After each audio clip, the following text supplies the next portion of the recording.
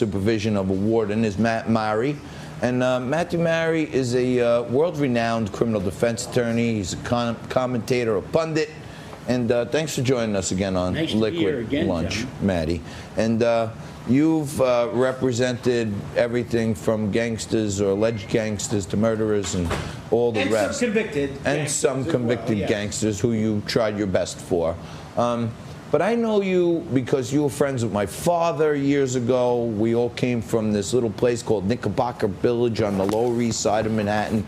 And the big news today is Chris Cuomo blowing his stack about somebody calling him Fredo, like that's some kind of racial slur or something. I mean, to me, the connotation is you're the dopey younger brother. It has nothing to do with Italianism. What do you think?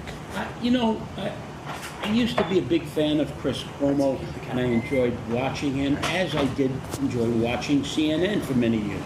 But for the last 2 years, it's been repulsive to watch him and to watch anything on that network. And when I heard about what happened, as Frank knows, I'm a very aggressive tweeter. I like to go out tweeting day and night, and I was about to attack Chris Cuomo. But then I heard that he was accosted in front of his wife and his child by a stranger. And I can understand why someone would become angry about that. Even though you're a public figure, you have to have a little bit of privacy when you're with the family. So I don't think we should come down too hard on Chris Cuomo for blowing his stack. It's not as if he did it while he's on the air. Yeah, well, me and Frank, kind of disagreed, or we kind of agreed a little bit because, he's blowing his stack, but you're a public figure. When you come out of the courthouse with an accused mobster or something, people are yelling stuff at you. Hey, Matty, you're this, you're that, you're a bum. That's part of the job, isn't it? To be a commentator, there's going to be haters out there. Isn't it part of the job? Hey, it's part of my job. I was in a case called the Bensonhurst case, and many times I needed police protection when I walked outside the courtroom. It was a racially charged case. You have to deal with stuff like that. I encountered a big crowd once. I was representing a black man who was unpopular. That afternoon, in a different courthouse, I was representing a white man accused of killing a black kid. Sometimes you get in the middle of something like that, and you have to keep it cool. And certainly in all the organized crime cases I've been in, you will have members of the press attempting to antagonize you, and you've just got to keep you cool when you're on TV, when you're on the radio, when you're in front of a microphone. Well, a lot of us who do media and express our opinions, if you can't take the heat, you got to get out of the kitchen. And to me, if you say Fredo, that doesn't mean it's like a bad word in Italian. It's a fictional character's name that means the dopey young brother. Yes, indeed. And I guess if you're Andrew Cuomo's younger brother at this particular moment in political circles, you might be viewed as the dopey younger brother. He's certainly not. I think that Chris is a brainy guy. He just lost his cool, perhaps because he was with his family. Now, Matty, you've been in many correctional facilities over the years, visiting your clients, I'm sure. Give us your take on the whole Epstein disappearance, because it's still an apparent suicide, but no final word.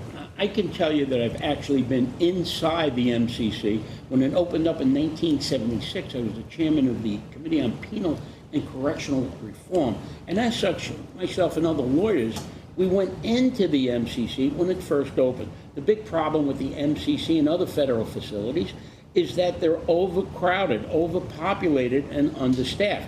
But when you talk about a situation like this, first of all, the Federal Bureau of Prisons couldn't care less about anyone in their custody. People just die like dogs in the prison system, and no one really cares. They just try to make a big show out of it.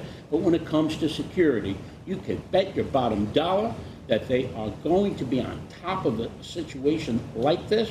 How this happened is unbelievable. It's just unbelievable. And I don't know where this investigation is going to lead, but I can tell you one thing. Heads are going to roll not just at MCC, but throughout the Justice Department, because when something like this happens, Somebody dropped the someone ball. has to pay. Did you ever have a client who attempted suicide? No, my clients are pretty tough guys.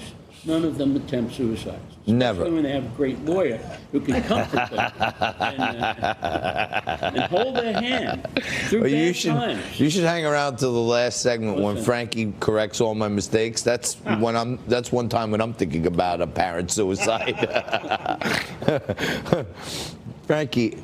So, you've been in and out of the MCC a great deal. Yes. And you've never seen any of your clients commit suicide. But if what's being reported is true, that this defendant, Epstein, the most watched criminal defendant in the world, was one, taken off suicide watch, and two, was being guarded by someone that wasn't even a correctional officer, does this suggest to you negligence on the part of the BOP or malintent, or maybe even something a little worse? It suggests to me that this is more than negligence. And these people, as I said, they are negligent in caring for people.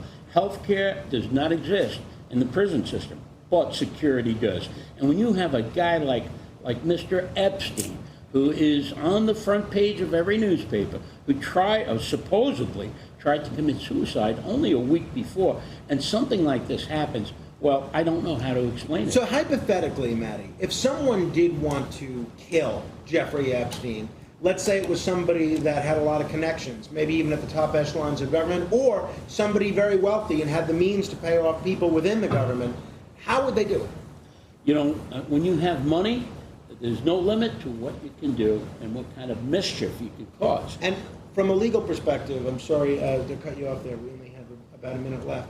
From a legal perspective, where do Epstein's victims go now? Is it still possible for them to get restitution? They go to court, all right?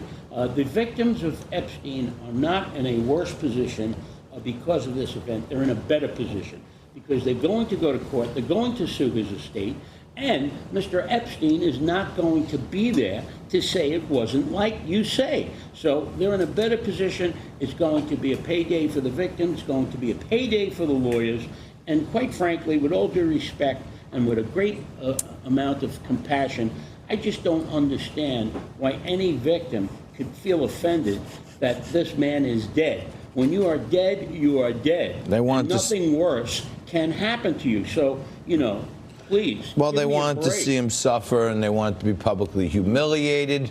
I want to thank Matty Mary for giving us all those insights, and he's always here for us when we need him, and we're always here for you. You stay right there. We'll come back right after this.